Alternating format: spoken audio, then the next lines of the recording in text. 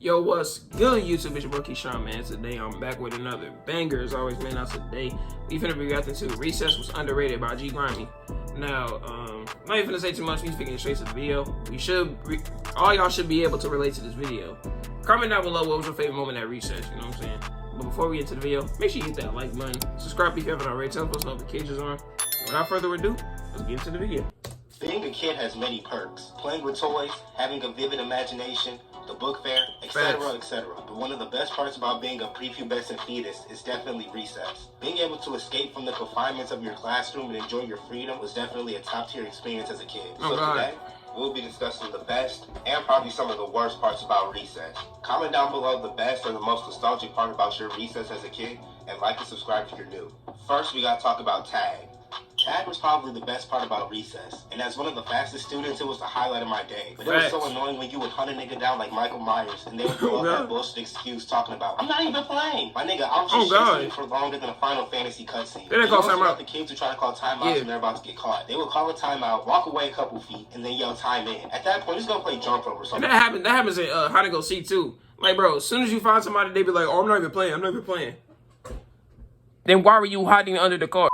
Like, bro, also the kid who tried to make every piece of equipment a base and that they were safe. And to all my fellas out there, chasing your crush was the biggest flex back then. Another thing that came with playing tag was the cheese touch. Now, I'm not going to sit here and lecture y'all niggas about what the cheese touch was and how revolutionary it was for us back then. Go do your research. But it had our school in a chokehold. You couldn't walk past anybody in the hallway without them touching your shoulder and yelling cheese touch at the highest decibel known to man. And the only way you could protect yourself from getting the cheese touch is if you crossed your fingers. And of course, you had the kids that were always capping about their fingers being crossed. And the continuity was insane. Like, that shit would last longer than a Fast and Furious series. You would be walking through the hallway without a care in the world and knowing that you gave the cheese touch to someone a month ago. But you better stay 10 toes and hope somebody doesn't catch you lacking, because all of a sudden you'll see a nigga running at supersonic speeds to give you the cheese touch. I'm saying, that always worked for me. It would chase you around the whole school. I had to sharpen my pencil and I would touch someone on my way up there. These were the harmless trends that us kids back then were doing instead of being fake ass handy mannies and making corn drills and shit. Now we gotta talk about racing. Now, like I said earlier, as a kid who ran track, this is usually the highlight of my day. But there was an unwritten code in my elementary school that whoever ran the fastest automatically had immeasurable amounts of reds and had every goal falling for you. I'm saying, literally throw a pair of scissors at the teacher, but that nigga did win the race yesterday, so I guess he gets a pass. You want to run that by me again? I don't know which of our 10 brain cells decided that popularity and clout was based on who was faster, but I'm not complaining. Now we gotta talk about the playground.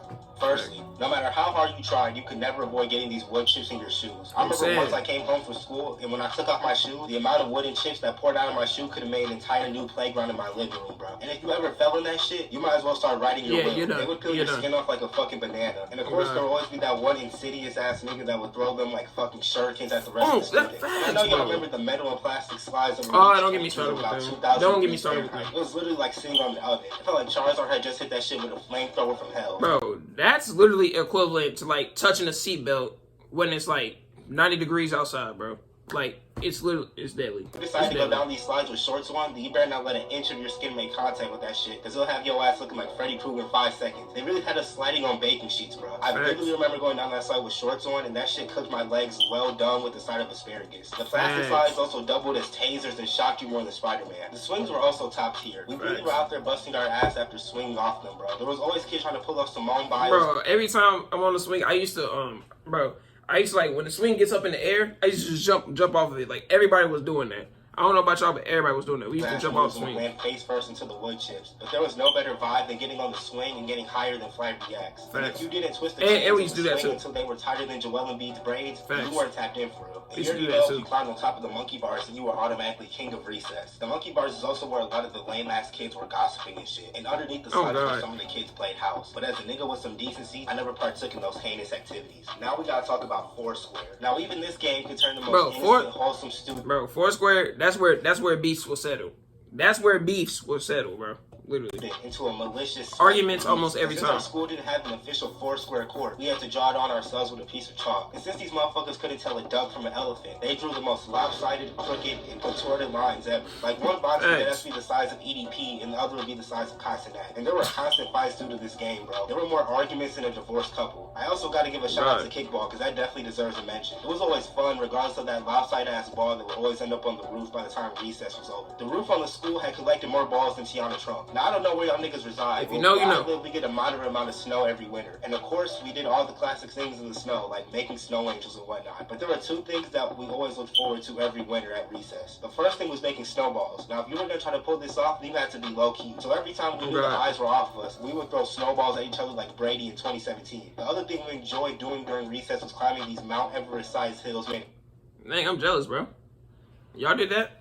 See, I'm from North Carolina. We barely get any snow. We get ghetto snow. Yeah, we get ghetto snow. The snow, or at least we thought. Because when someone tried to climb it, they stepped on a piece of solid ice. If you're from the South, you're from North Carolina, you know. He sat there for a couple seconds, and we thought barely we just watched someone send himself to the afterlife. But then he popped back up like nothing happened. But after that, we weren't allowed to play on those hills ever again. Now we gotta talk about the water fountains.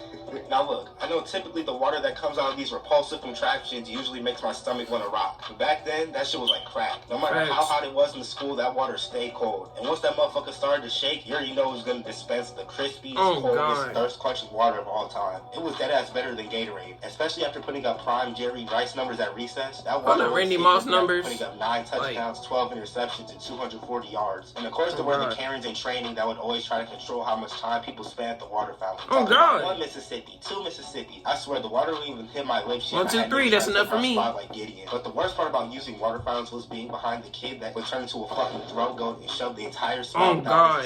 I literally witnessed somebody do that, bro. I would just go the rest of the day with a throat drier than a. I just looked, bro. When I witnessed somebody do that, I looked. I was just like, you weird, bro. I just deal with that, then God knows what disease or mutation. If you do this, bro, you're weird. You're just weird. I never understood these people had the balls to put their entire orifice on this thing, bro. Their stomach's got to be. Or if you used to do this, because there's no way they weren't fighting demons on that toilet.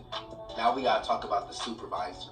Their main purpose was to drain any fun that we were having at recess. They really were moving around like they were the fucking SWAT team or something. They were walking around that bitch like they were feared and made it their mission to make our lives not worth living. Oh God, they were some D1 haters, bro. D1 haters. They always had a fucking whistle for no reason. My nigga, who equipped you with this ear-piercing instrument? They were blowing it more than Joey Crawford. Pause. Like, they were really yelling at us for running too fast and chasing each other. We were outside. Let me have my freedom. But by far, the most devious act these niggas would commit was making us line up before going out to recess. They always thought that they were a preacher or something, waiting for us to be quiet before we could go out. Talking about, you've already wasted 5 minutes of your recess time. This is your time, not mine. You've already wasted half our time by sitting here talking to us. That's what I'm saying. The same thing before we could come back inside. We had to get in 2 lines and couldn't go back in until we were in straight lines and were quiet. It didn't matter how hot or cold it was. The niggas would make us sit there and bake outside in the heat like some of grandma's cookies. And of course there were the 2 kids at the back of the line that were cracking jokes and making us wait outside even longer. Now we gotta talk about the different students at recess.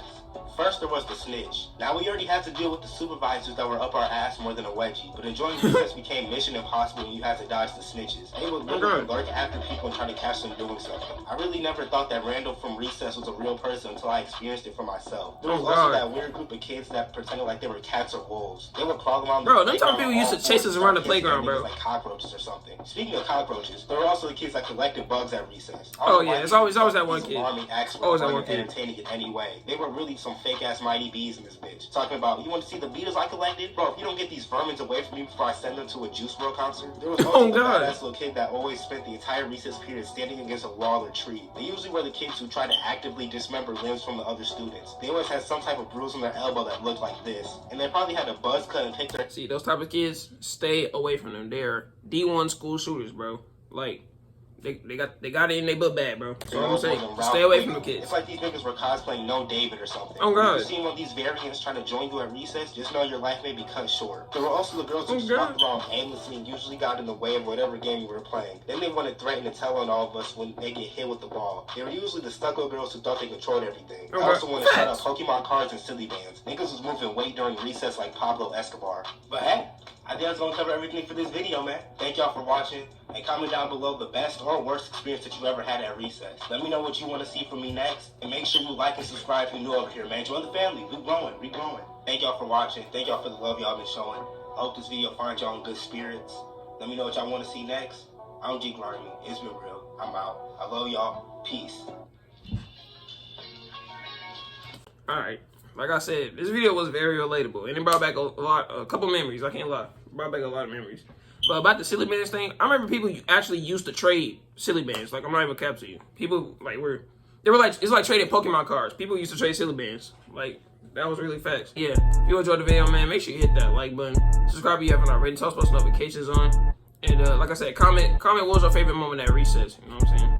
But yeah, man, I'll catch you in the next video. Peace.